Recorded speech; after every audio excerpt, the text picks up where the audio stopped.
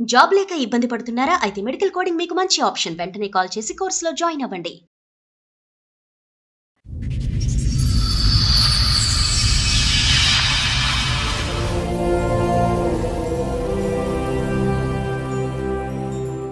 Love marriage చేసుకున్నా madam. ఎన్ని సంవత్సరాల క్రితం? 1.5 year అవుతుంది. మీ వయసు ఎంత? 22. 22.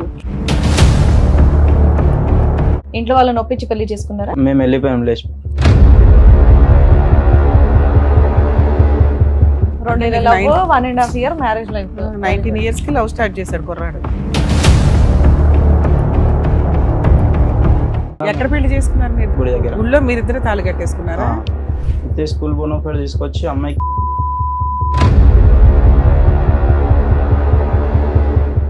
మా అబ్బాయి అన్న మాట్లాడలేదు, అసలు అమ్మాయి గట్టిగా మాట్లాడింది. నువ్వు గోలు ఇచ్చేస్తావు అమ్మ మీ ఇంటికి అంటే ఇట్లా నేను పోను, మా మమ్మీ మంచిది కాదు, నేను వెళ్ళానంటే వెళ్ళనంటుంది. ఇప్పుడు ఆయన మీద కిడ్నాప్ కేసు, రేప్ కేసు కింద పెట్టేది అనమాట. అమ్మాయి కావాలా నీకు? అమ్మాయి వస్తా అంటే తీసుకుంటా సార్. రాను అంటే ఆటో నడుపుతున్నాడు, 10th standard అమ్మాయిని పటాయించాడు. ఇతను చదువు కాస్త కోవిడ్ టైంలో ఆగిపోయింది. అన్ని మీ అబ్బాయికి స్పీడే. ఇప్పుడు ఎలాంటి కేసులు అవేనా? చిన్న చిత్తక కేసెస్, చాలా పెద్ద కేసెస్.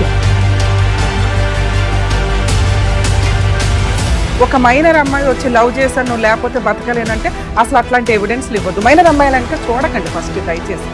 ఎంత కోటేశ్వరుడైనా ఆ లీగాలిటీ తట్టుకోవడం మీ వల్ల కాదు.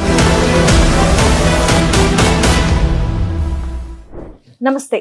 సుమన్ టీవీ సమర్పిస్తున్న పద్మవ్యూహం కార్యక్రమానికి స్వాగతం. మరి ఈ కార్యక్రమంలో మనతో పాటు ఉన్నారు ప్రముఖ హైకోర్టు అడ్వకేట్ రమ్యాకుల గారు. నమస్తే మేడం. నమస్తే అండి. ప్రముఖ సైకియాట్రిస్ట్ డాక్టర్ కళ్యాణ్ చక్రవర్తి గారు. నమస్తే సార్. నమస్తే మేడం.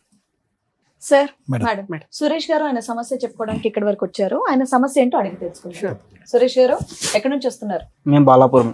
బాలాపూర్ నుంచి. మీతో పాటు వచ్చిన వాళ్ళు మమ్మీ. ఏం చేస్తూ ఉంటారు మీరు? నేను ఆటో నడిపిస్తున్నాను. ఎంతవరకు చదువుకున్నారు? 10th వరకు. ఎందుకు కంటిన్యూ చేయలేదు? అంటే అప్పుడు లాక్డౌన్ వచ్చింది, అట్లా ఆపేసి వర్క్ చేసి. 10th పాస్ అయిపోయావు లాక్డౌన్ లో? తర్వాత రాసిన 10th. సో అప్పటి 15 అంటే ఇప్పుడు నీకు 21 అంతేనా వయసు? 22. 22. చెప్పమ్మా, ఇక్కడ వరకు దేనికి వచ్చావు, ఏంటి సమస్య? లవ్ మ్యారేజ్ చేసుకున్నా మేడం. మ్యారేజ్ కూడా అయిపోయిందా? ఎన్ని సంవత్సరాల క్రితం? 1.5 year అవుతుంది. ఓహో. మీ వయసు ఎంత? 22. 22. అప్పుడే లవ్ మ్యారేజ్. నువ్వు ఆటో నడిపిస్తున్నావా? అమ్మాయి ఎలా పరిచయం అయింది? అంటే మేము ఉన్న ఏరియాలోనే ఉంటుండే ఇంతకు ముందు. ఇంట్లో వాళ్ళని ఒప్పించి పెళ్లి చేసుకున్నారా? లేదు, మేము వెళ్ళిపోయాం లేచి. మీరు ఎంతమంది? ఒక్కడే కొడుకు. మరి మీ అమ్మకి చెప్పి ఒప్పించుకోవచ్చు కదా, అంటే పారిపోయి చేసుకోవాల్సినంత అవసరం ఏముంది? మీ అమ్మ వాళ్ళ సైడ్ ఒప్పుకోలేదా? మీ ఇంట్లో వాళ్ళు ఒప్పుకున్నారా? లేదు. మీ నాన్నగారు ఏం చేస్తారు? నాన్న ఎక్స్పైర్ అయిపోయి. ఉన్నది అమ్మ ఒక్కటే. నువ్వు ఒక్కగాని ఒక కొడుకు పెళ్లి చూడాలని అనుకుంటది కదా, నువ్వు ఎవరిని తీసుకొచ్చినా చేస్తది కదా, ఎందుకు చెప్పలే ఆవిడకి? చెప్పుంటే కనుక చేసుండేదాను అమ్మ, నువ్వు దగ్గరుండి అంటే సరే ఒక్కడే కదా అన్నట్టు చేసుండేదానుగా. మరి ఇలా పారిపోయే స్టేజ్ వస్తుందని నువ్వు కూడా అనుకోలేగా? అట్లా ఉన్నారని ఇట్లా నాకు తెలియదు. అసలు అమ్మాయి ఎవరో తెలుసా? తెలిసిన అమ్మాయి కాదా? అమ్మాయిని ఎప్పుడైనా చూసిందా మీ అమ్మ? లేదు, అంతకుముందు చూడలే. అంతకుముందు మీకు ఎంత లవ్ పెళ్లి చేసుకోవడానికి? 2 years నుండి. 2 years love, 1.5 year marriage life. 19 years కి లవ్ స్టార్ట్ చేశాడు కుర్రాడు. ఎక్కడ పెళ్లి చేసుకున్నారు మీ ఇక్కడ ఇద్దరు? బాలాపూర్లోనే విలేజ్ లో, గుడి దగ్గర. ఊళ్ళో మీరిద్దరు తాళి కట్టేసుకున్నారా? పంతులు ఎవరైనా ఉన్నారా? ఎవరు లేరా? ఏం లేకుండా. ఫొటోస్ ఉన్నాయా? అవి లేవా? ఉన్నాయి ఫొటోస్. చేసుకున్నారు. తర్వాత ఇంటికి తీసుకెళ్ళావా? 1 day తర్వాత అమ్మ దగ్గరికి తీసుకెళ్ళు. ఆ 1 day ఎక్కడున్నారేంటి? మా పెద్దనాన్న వాళ్ళ ఇంటి దగ్గర ఉంది. పెద్దనాన్నకు తెలుసా? తెలుసు. పెద్దనాన్న ఏమనలేదు. ఆ అమ్మాయి వాళ్ళ ఇంట్లో ఏంటి పరిస్థితి? అమ్మాయి వాళ్ళ ఇంట్లో అంటే మదర్ కొంచెం వేరే ఆమె. ఓకే, ఒప్పుకోకపోవచ్చు అని మీ భయం.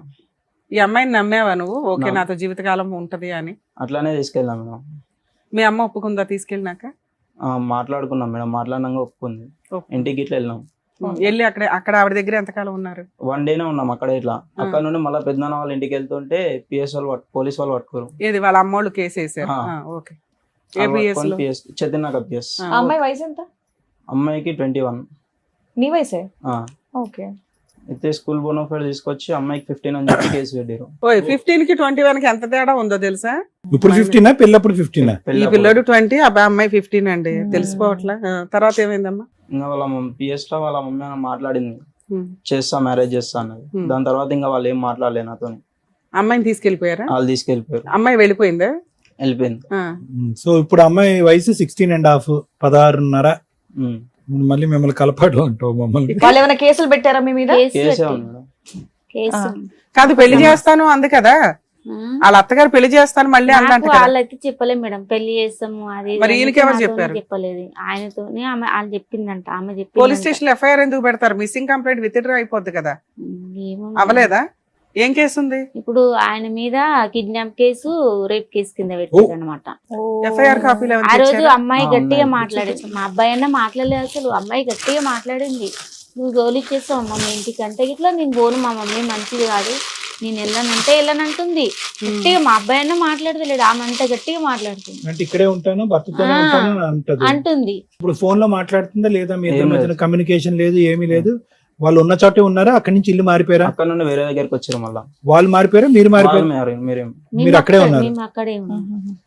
వాళ్ళ నాన్న ఏం చేస్తాడు నాన్న? వాళ్ళ నాన్న ఇట్లా ఎక్స్పైర్ అయిపోయింది. తండ్రి లేడు. లేడు.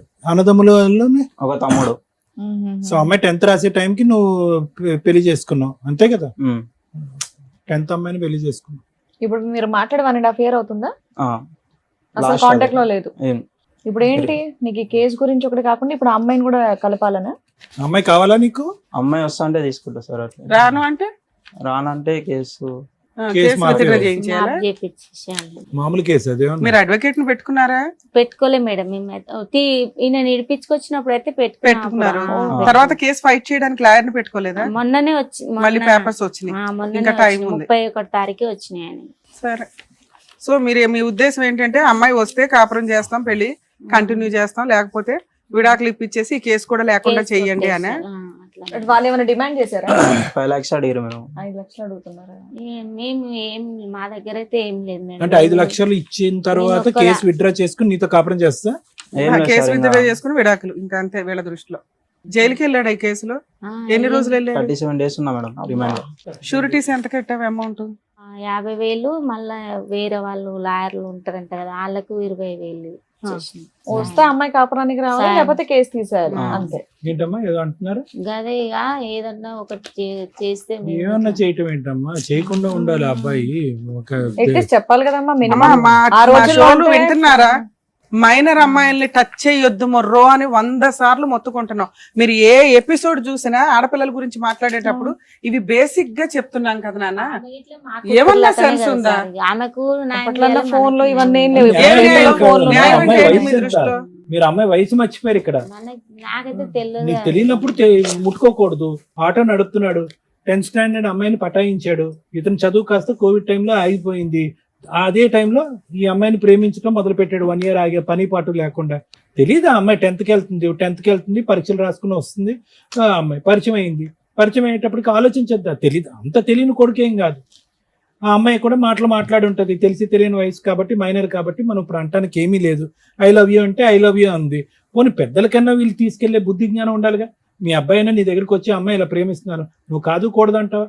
ఇప్పుడే నువ్వు అన్నావు, ఉన్న ఒకే కొడుకండి, నేను కాదని ఎందుకంటానండి. ఒకప్పుడు దగ్గర అట్లీస్ట్ అప్పుడన్నా ఒక ఆలోచనకు వచ్చి ఉండేవాళ్ళేమో. పెద్దలు మాట్లాడుకుని, ఏమండి మా అమ్మాయి చదువు అవనియండి, మైనర్ అండి, ఇంకో 3-4 సంవత్సరాలు అవుతే కనుక మేజర్ అవుతుంది, అప్పుడు చట్టపరంగా మనం పెళ్లి చేయొచ్చు అనే ఆలోచన వచ్చి ఉండేదేమో. అన్ని మీ అబ్బాయికి స్పీడే. ఇప్పుడు ఎలాంటి కేసులు అవి? అవేనా చిన్న చిత్తక కేసెస్? చాలా పెద్ద కేసెస్. పాపం ఆల్రెడీ 35 days జైల్లో రిమాండ్ లో ఉన్నాడు. అంత సులువైనటువంటిది కాదమ్మా ఇది. కలిసి మళ్ళీ ప్రయాణం చేయడానికి ఒక ఆలోచన ఎక్కడవుతుంది?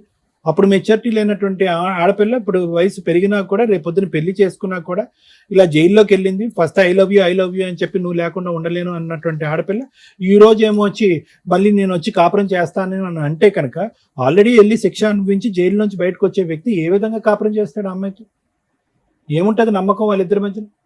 సో ఇది నా వరకు అయితే కనుక ఇది కంప్లీట్ గా తొందరపాటు చర్య. వాళ్ళ తల్లిదండ్రులకు ఎలా ఉంటది? తండ్రి లేనటువంటి బిడ్డ. ఈ అబ్బాయి చదువు చెడగొట్టుకున్నాడు, ఆ అమ్మాయి చదువును కూడా పాడు చేశాడుగా. ఓకే సరే, అక్కడతో ఆగింది. పోనీ ఇప్పటికైనా వాళ్ళు ఒక అవకాశం ఇస్తున్నారు. కొద్దిగా డబ్బులన్నా ఏదైనా మాట్లాడుకుంటే మా అబ్బాయి జీవితానికి ఒక కాపాడుకునేటటువంటి వాళ్ళు అవుతారు. ఇద్దరు మళ్ళీ ఈ రోజు కలిసి ముందుకెళ్లి ప్రయాణం చేయటం అనేటటువంటిది అంత సులభమైనటువంటి కార్యక్రమం ఏమీ కాదు. అది అప్పుడు ఇమ్మెచ్యూరిటీ ఉంది, ఇప్పుడు కూడా ఇమ్మెచ్యూరిటీ అనే ఉంది. ఏ విధంగా స్వీకరిస్తాడు? ముందు నేను అందుగురించే మన దగ్గరకు వచ్చేటటువంటి చాలా యువతి యువకులకు మనం ఒకటే చెప్తున్నాం, ప్రేమించడం అనేటటువంటి చాలా సులభమైనటువంటి అంశం. ఐ లవ్ యూ అంటే ఐ లవ్ యూ. కొంతకాలం ప్రయాణం చేస్తారు, పెద్దలకు వాళ్ళకి కళ్ళు కప్పి అవి ఇవి కార్యక్రమాలు నడిపిస్తూ ఉంటారు. కానీ ఒక చోటుకు వచ్చిన తర్వాత అరే మనం చేసేటటువంటి తప్పేమో, మన ప్రేమ అనేటటువంటిది పెళ్లి రూపాన్ని దాల్చడానికి ఈ మెట్టు ఆ మెట్టు డిఫరెంట్ ఏమో, దీనికి పెద్దల అంగీకారం ఉండదేమో, ఒకప్పుడు పెద్దల్ని ఎదిరించి మనం పెళ్లి చేసుకుంటే తర్వాత వచ్చే సమస్యలు ఏంటో, దీనికి పెద్ద చదువులు సంజులు అక్కర్లేదు, మినిమం ఇంగితం మినిమం జ్ఞానం రావాలి. తెలీదా మీ అబ్బాయికి ఒక మైనర్ అమ్మాయిని చేసుకుంటే పరిణామాలు ఎలా ఉంటాయి? ఆ అమ్మాయి మాటలు నమ్మేశాడు, గుడ్డిగా బోల్తా పడ్డాడు. అరే నా తల్లి ఒకటే ఉంది, వెనక ముందు ఎవరు దిక్కు మొక్కు ఎవరు లేరు, అన్న తమ్ముళ్ళు ఎవరు లేరు, మా అమ్మ ఒక్కటే, ఏదన్నా నా మీద పడే ప్రభావం నా తల్లి మీద పడుతుందనే ముందస్తు జాగ్రత్త అవసరం లేదా? వాళ్ళకి రెండు కోపాలు ఉన్నాయి. ఒకటి ఆడపిల్ల చిన్నదనే ఒక కోపం ఉంది, రెండోది ఏంటంటే వయసులో పెద్ద అయినటువంటి ఈ అబ్బాయి ఆ అమ్మాయిని మాటల గారెడ్లు వేసి ఇంట్లోంచి పట్టుకెళ్ళిపోయి తీసుకెళ్లిపోయాడు. ఆఖరికి ఆ వీధిలో ఉండలేక, ఆ పరువుని తలెత్తుకోలేక వాళ్ళ ఆ వీధినే ఖాళీ చేసి ఉన్న ఇంట్లోని ఖాళీ చేసి వేరే చాటుకి వెళ్ళిపోయారు. వాళ్ళ మీద మామూలు పిడుగు పడిందా? చాలా పెద్ద పిడుగు పడింది వాళ్ళ జీవితాల మీద కూడా. మళ్ళీ ఇంకా పెళ్లి కావాల్సిన వాళ్ళు ఎంతమంది ఉన్నారో, తండ్రి లేనటువంటి ఒక వాతావరణం, ఒక బిడ్డను ఎంతో జాగ్రత్తగా కాపాడుకుంటూ వచ్చింది. నువ్వు చేసింది చిన్న పని ఏం కాదు సురేష్, చిన్న పని ఏమీ కాదు. ఈరోజు తలదించుకుని నేను శిక్ష అనుభవించానండి, బాధపడ్డాను నువ్వు అన్నా కూడా ఈరోజు మళ్ళీ నీ కళ్ళెదురుకుంటే ఒక అవకాశం ఉంది. వాళ్ళు ఒక ఆఫర్ ఇచ్చారు, లేదంటే పరుగు పోయినటువంటి మాకు ఈరోజు ఏదైనా అబ్బాయికి బుద్ధి రావాలి, అబ్బాయికి శిక్ష పడాలనే విధం కాకుండా ఒక ఫైనాన్షియల్ ఆఫర్ ఇచ్చారు. నాకు తెలియదు ఈ అంశాలు, ఇవన్నీ లీగల్ అంశాలు, మాట్లాడచ్చో కూడా లేదు నాకు తెలియదు. దానికి సంబంధించినటువంటి నెగోసియేషన్ ఏదన్నా పెద్దల సమక్షంలో లేదంటే లా సమక్షంలో మాట్లాడటానికి అవకాశం ఉందేమో ఆలోచించుకోండి. కొత్త జీవితాన్ని ప్రారంభించండి. మళ్ళీ ఆ అమ్మాయి వచ్చి రేపొద్దున పెళ్లి చేసుకుని ఇవన్నీ వర్కౌట్ అవుతాయో లేదో తెలియదు. ఆ అమ్మాయి మేజర్ అయిన తర్వాత కూడా మీరిద్దరు కలిసి ప్రయాణం చేయాలనుకున్నప్పుడు చేదు జ్ఞాపకాలు చాలా బాధగా ఉంటుంది. మళ్ళీ అది ఇంపాసిబుల్. అంతకు మించి నేను thank you sir. Madam, recent గా ఒక కేసులో అమ్మాయి హైఫై కాలేజీలో చదువుతుంది, 17 years. మళ్ళీ ఆ కాలేజీ ఏంటని అడగండి. ఈ రోజున మాక్సిమం కాలేజీలో చాలా కాలం నుంచి వింటున్నాం, బేసిక్ ఏవో డ్రగ్స్ కానీ లేకపోతే మత్తు కలిగేవేవో వాడుతున్నారు. పబ్స్ కల్చర్ అనేది చాలా ఇదైపోయింది. యాక్చువల్గా మైనర్స్కి కొంతమంది కదా అసలు మైనర్స్కి ఆల్కహాల్ ఇవ్వకూడదు. కొన్ని పబ్స్లో 16 years దాటిన వాళ్ళకి ఇవ్వడం అనేది ఇది కామన్గా నడుస్తూ వచ్చింది. ఆ అమ్మాయి రెగ్యులర్గా జిమ్కి వెళ్తుంది. ఆ జిమ్ ట్రైనర్ ఒక అతనితోటి ఫ్రెండ్షిప్. ఆ అబ్బాయికి 22 years 23 years. ఈ అమ్మాయి 17 years. ఈవిడే లవ్ చేసింది, ఈవిడే మీద పడింది, ఈవిడే ఎవ్రీడే నైట్ ఫోనులు చేసి అతన్ని బ్లాక్మెయిల్ చేసి ఎమోషనల్ బ్లాక్మెయిల్ చేస్తూ ఉంటుంది. నన్ను పెళ్లి చేసుకో, ఇక్కడికి రా, మన ఇద్దరం అక్కడ కలుద్దాం, పోయే రూమ్ బుక్ చేసుకుందాం. ఇంకేంది వీళ్ళు కంట్రోల్ చేసుకోలేక వీళ్ళు చేసే పని. ఒకరోజు ఆ అబ్బాయికి వెళ్ళటం కుదరకపోతే ఆ మత్తులో అమ్మాయి చేసిన పని పోలీసులకు ఫోన్ చేయడం, అలా వచ్చి అబ్బాయిని తీసుకెళ్లి అరెస్ట్ చేశారు. మొత్తుకొని చెప్తున్నాం, అమ్మాయి మైనర్ అయితే 18 years కూడా మైనరే, 18 కంప్లీట్ అయిపోయి 19లోకి రావాలి. అబ్బాయి మైనర్ కాబట్టి పోక్సో కేసు తప్పించుకోవడం కుదరదు. అబ్బాయి మేజర్ అయితే ఎలాగో తప్పించుకోవడం కుదరదు, మీకు తెలుసు. సో ఇలాంటి కేసుల్లో ఎలా ఉంటాయంటే, ఒక మైనర్ అమ్మాయి వచ్చి మీద పడినా కూడా మీరు ఆ సరౌండింగ్లో ఉండొద్దు. ఒక మైనర్ అమ్మాయి వచ్చి లవ్ చేశాను నువ్వు లేకపోతే బతకలేనంటే అసలు అట్లాంటి ఎవిడెన్స్లు ఇవ్వద్దు. మైనర్ అమ్మాయిలు ఇంకా చూడకండి ఫస్ట్ దయచేసి. ఎందుకంటే ఎంత కోటీశ్వరుడైనా ఆ లీగాలిటీ తట్టుకోవడం మీ వల్ల కాదు. ఇక్కడ వీళ్ళకున్న అమాయకత్వం, వీళ్ళకే కదా 90% జనాలకు ఉండే అమాయకత్వం ఏంటంటే, ఆ అమ్మాయే వచ్చిందండి, ఆ అమ్మాయే మాట్లాడిందండి, ఆ అమ్మాయే మా అబ్బాయిని లవ్ చేసిందండి, నేను లేపుకెళ్ళి పెళ్లి చేసుకోకపోతే సూసైడ్ చేసుకుంటానని బ్లాక్మెయిల్ చేసిందండి, ఇదిగోండి వాట్సాప్ రికార్డ్స్, వాట్సాప్ మెసేజ్లు. ఆ అమ్మాయే పోలీస్ స్టేషన్కి వచ్చి అవును నేను ఈ అబ్బాయితో లేచిపోయా, నాకు ఆ అబ్బాయి లేకపోతే చచ్చిపోతా అంటే అమ్మగారిని తీసుకెళ్ళి చైల్డ్ హోమ్లో వేస్తారు. అంతేగాని లీగాలిటీలో ఈయన్ని తప్పించటం కుదరదు. ఎంత టాప్ మోస్ట్ అడ్వకేట్స్ అయినా కానీ లాలో మైనర్ అమ్మాయిని టచ్ చేస్తే ఆ కేసు చాలా సీరియస్. అందులోనూ వీళ్ళ మధ్య ఫిజికల్ రిలేషన్ ఉంటే ఇంకా పెద్ద కేసు. అర్థమవుతుందా మీకు? దయచేసి అర్థం చేసుకోండి. వీళ్ళ అమాయకత్వం ఏంటంటే, మేడం అమ్మాయి వచ్చింది, అమ్మాయి వెళ్ళింది, ఇద్దరు లవ్ చేసుకున్నారు, ఇద్దరు చేశారు కదా అబ్బాయికి ఎందుకు అంటే, ఒకప్పుడు తల్లి మైనర్ అమ్మాయిల్ని మ్యానిపులేట్ చేసి ఎలా పడితే అలా రేపులు చేసి కేసులే వేయకుండా 50 రూపాయలకి 50,000కి కూడా సెటిల్మెంట్లు చేసి బ్లాక్మెయిల్ చేసి వాళ్ళని చంపేసిన రోజులు కూడా ఉన్నాయి. పెదరాయుడు పంచాయతీలు జరిగేవి. ఆ లా అంత స్ట్రిక్ట్ అయింది. అమ్మాయే వచ్చి పోలీస్ స్టేషన్లో మీ అబ్బాయికి ఫేవర్గా చెప్పినా ఈ కేసు సెటిల్ చేయడం కుదరదు. మీరు 5 లక్షలు కాదు 10 లక్షల కాంపెన్సేషన్ ఇవ్వడం కూడా దండగా. అర్థమవుతుందా? ఈ కేసుల్లో కాంప్రమైజ్ అనేదే లేదు.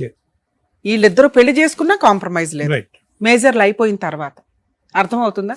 కోర్టు యాక్సెప్ట్ చేయదు. లా ప్రకారం కోర్టు పని ఏంటంటే పనిష్మెంట్ ఇచ్చేయడమే. 37 days జైల్లో ఉన్నారు.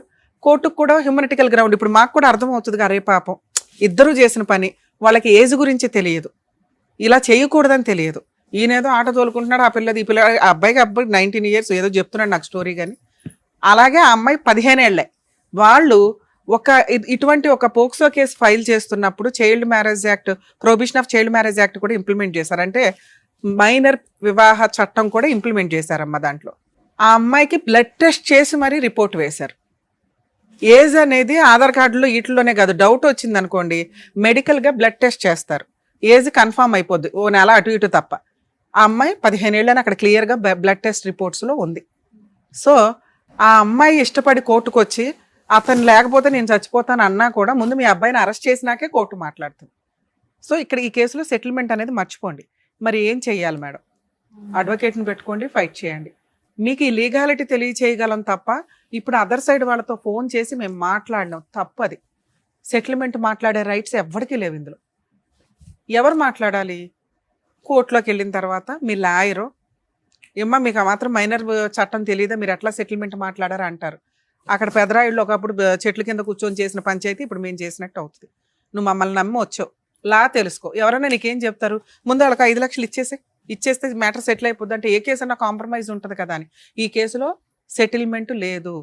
మీరు 10 లక్షలు ఇచ్చినా కూడా వాళ్ళు కోర్టుకు వచ్చి ఏం చెప్తున్నా, అమ్మాయే చెప్పింది, అమ్మాయి వాళ్ళ అమ్మా నానే వచ్చి ఏ తప్పు జరగలేదండి అని చెప్పినా కోర్టు యాక్సెప్ట్ చేయదు. ఎందుకంటే ఆ రోజు స్టేట్మెంట్ రికార్డ్ అయిపోయింది. నీ గొయ్య నువ్వు తవ్వుకొని ఇక్కడ దాకా మునిగావు. నీ లైఫ్ వేరు, ఈ కేసు వేరు. నీ లైఫ్తో పాటు ఈ కేసు కంటిన్యూ అవుతూ ఉంటుంది. అర్థమవుతుందా? 19 ఏళ్లకే నువ్వు ఒక కేసును మూటగట్టుకొని వతలకొచ్చు.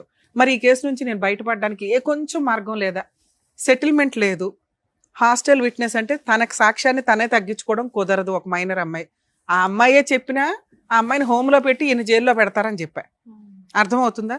ఈ కేసులో అమ్మాయి మేజర్ అయిపోయిన తర్వాత వీళ్ళిద్దరూ పెళ్లి చేసుకుంటే కేసు నడుస్తూ ఉంటుంది. మీరు వాళ్ళతో సెటిల్మెంట్ మాట్లాడుకొని కేసుని ఎంత తక్కువ అంటే ఫిజికల్ రిలేషన్ లేదు అంటే మీ 50% కేసు తగ్గిద్ది. ఫిజికల్ రిలేషన్ మెడికల్ టెస్ట్లు కూడా వేశారు అందులో. బాబా ఆగల, ఎన్ని రోజులు కలిసి ఉన్నామంటే 1 రోజు అన్నాడు. మరి ఆ 1 రోజులు ఎక్కడ ఉన్నామంటే పెద్దనాన్న ఇంట్లో అన్నారు. పెద్దనాన్న మరి ఫస్ట్ నైట్లో అరేంజ్ చేశాడు, పెళ్లికి ముందే కలిశారు, నువ్వేం చెప్పొద్దు నాన్న ఇక్కడ తెలియదు. సో ఫిజికల్ రిలేషన్ ఉంది అని ఆ అమ్మాయి అబద్ధపు సాక్ష్యం చెప్పిందేమో. ఇది కొంచెం మీరు మెడికల్గా అడ్వకేట్ తోటి పర్మిషన్ పిటిషన్ వేసుకొని ఫిజికల్ రిలేషన్ లేదు అంటే ఈ కేసు 50% తగ్గిద్ది. ఇంకో 50% ఏంటంటే మైనర్ అమ్మాయితోటి పెళ్లి చేసుకోవడం, మైనర్ అమ్మాయితోటి తిరగడం, మైనర్ అమ్మాయిని ఎంటర్టైన్ చేయడం. దీనికి కొంచెం పనిష్మెంట్ ఒక 3 years 5 years 7 years అనుకోండి.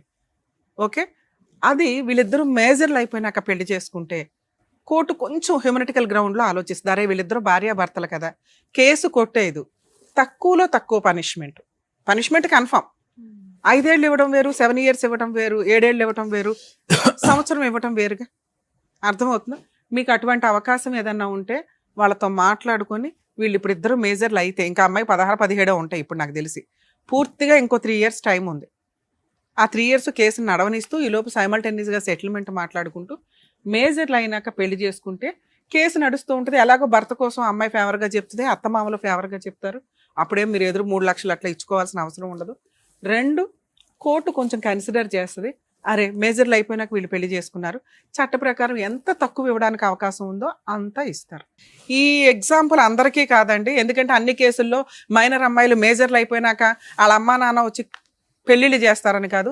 ఇక్కడ ఒక తల్లి ఒక్కగానొక్క కొడుకు పెళ్లి కళ్ళారా చూసుకోవాల్సిన ఆవిడ ఒక మైనర్ పిల్లాడు చేసిన పనికి మేజర్ అని చెప్పుకున్నా కూడా తల్లిదండ్రుల మాట వినండి దయచేసి. మీ ఏజ్కి మీకు వేరే వాళ్ళతో పోల్చుకోవడం, అందరికీ గర్ల్ ఫ్రెండ్స్ ఉన్నారు నాకు ఉండాలని విచ్చలవిడిగా తిరగాలి అనుకుంటే జీవితాలు సర్వనాశనం అయిపోతాయి. ఏం తప్పు చేసింది ఆవిడ? భర్త ఎట్లాగో కాలం చేశాడు, ఉన్న ఒక్కగానొక్క కొడుక పోలీస్ స్టేషన్ల చుట్టూ కోర్టుల చుట్టూ తిరగడం అంటే ఆవిడకి లిటరల్లీ నరకం కింద లెక్క. ఇట్లాంటి ఫైనాన్షియల్గా చాలా వీక్గా ఉన్న వాళ్ళకి ఉన్నంతలో, ఎందుకంటే అమ్మాయి వాళ్ళ ఫ్యామిలీ కూడా పెద్ద ఏం కాదు అని చెప్తుంది ఆవిడ, సో ఉన్నంతలో మంచి భర్త ఈ పిల్లోడు కాస్త ప్రూవ్ చేసుకుంటే, మీ అబ్బాయి పనులు చేసి ఒక షాపు లేకపోతే ఆటో కొనుక్కోనో 4 ఆటోలు మెయింటైన్ చేస్తుంటే వాళ్ళే అమ్మాయిని తీసుకొచ్చి ఎంతకంటే ఏం మంచి సంబంధం చేస్తాం మేమని చెయ్యడానికి అవకాశం ఉంది. ఇప్పుడన్నా అబ్బాయి మారి కెరియర్ మీద కాన్సన్ట్రేషను, ఆ అమ్మని జాగ్రత్తగా చూసుకోవాలనే కాన్సన్ట్రేషను. రేపటి రోజున ఆ అమ్మాయి వస్తే నా కేసు 90% తగ్గిద్ది. ఇష్టపడి పెళ్లి చేసుకున్నాం, లా వేరు ఇష్టం వేరు. సో ఇది కోర్టుకి మనం ప్రూవ్ చేయగలిగితే మేము ఇట్లా పర్ఫెక్ట్ అండి, ఆ రోజు మా మధ్య ఫిజికల్ రిలేషన్ లేదు అని ప్రూవ్ చేస్తేనానా కొంచెం బయటపడడానికి అవకాశం ఉంది. ఒకవేళ జైలుకి పంపించినా కూడా 1 year పనిష్మెంట్ ఉన్నా మళ్ళీ 1 monthలో బెయిల్ వస్తుంది, 1.5 monthలో హైకోర్టుకి వెళ్ళొచ్చు. హైకోర్టులో మళ్ళీ ఒక 10 years నడుస్తుంది, 5 years నడుస్తుంది అనుకుందాం కేసులు. అక్కడ ఇంకొంచెం హ్యూమనిటికల్ గ్రౌండ్, అప్పటికి పిల్లలు పుడతారుగా, పనిష్మెంట్ ఇంకొంచెం తగ్గిద్ది. అర్థమవుతుందా? మీ అబ్బాయి కెరియర్లో ప్రూవ్ చేసుకొని అమ్మని బాగా చూసుకుంటే అమ్మాయిని బాగా చూసుకుంటాడని అవతల వాళ్ళకి నమ్మకం వచ్చి నీకు ఇవ్వాల. మేము ముగ్గురం కూర్చొని ఫోనులు చేసి ఈ అబ్బాయి మంచోడు అంటే ఏం మంచోడు నువ్వు, ఇప్పటికీ పనికి మాలినోడివే. అర్థమవుతుందా? కెరియర్ కాన్సన్ట్రేషన్ చేయి, కేసును వదిలిపడే, నడవని అట్లా. ఇప్పటికిప్పుడు నిన్ను లోపల ఇరెవరు, ఇంకా చాలా టైం ఉంది కేసులో. ఈ లోపు నువ్వు బాగా సంపాదిస్తే వాళ్ళే మీ దగ్గరికి వస్తారు. ఎందుకంటే ఒకసారి పెళ్ళి అయిపోయి అన్నీ అయిపోతున్నాయి అని వాళ్ళే ఫీల్ అయినప్పుడు ఇంతకంటే మంచోళ్ళుడు ఏం దొరుకుతాడు? ఆ అమ్మాయికి ఇప్పుడు ఇంకో పెళ్లి చేసి సెకండ్ మ్యారేజ్ అని అనుకోవడం కంటే ఇది బెటర్గా. సో వాళ్ళకి కూడా నీతో పెళ్లి చేయడం అవసరం, నువ్వు అందుకు రెడీగా ఉండు. ఆ అమ్మాయిని వాడేసుకున్నాను చాలు, కేసు వేసింది, ఆ రోజు బూతులు నన్ను మా అమ్మని తిట్టారు అని ఇగోకి వెళ్ళిపోయి గొయ్య తవ్వుకో. మాకు ఈ కేసు నుంచి బయటపడాలంటే ఇది.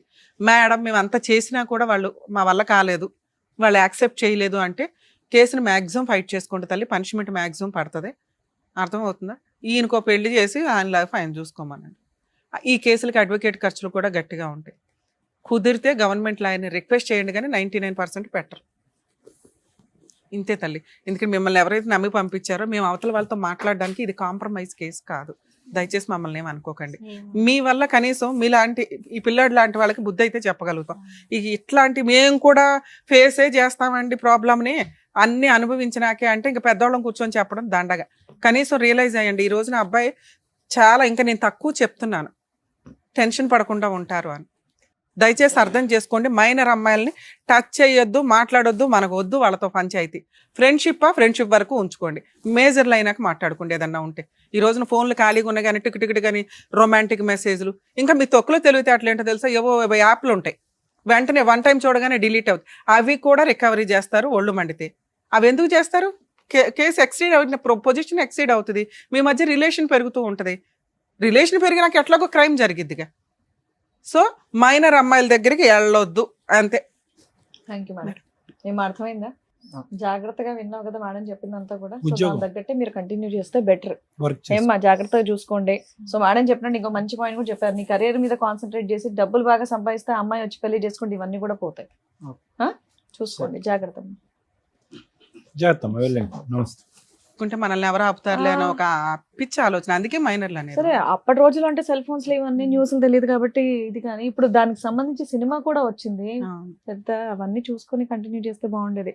బట్ ఇంకా నెక్స్ట్ ఎవరు కూడా అలాంటి మిస్టేక్ చేయొద్దని చెప్పేసి కోరుకుంటున్నాను. Thank you so much sir. Thank you so much madam. మరో కథతో మళ్ళీ కలుద్దాం.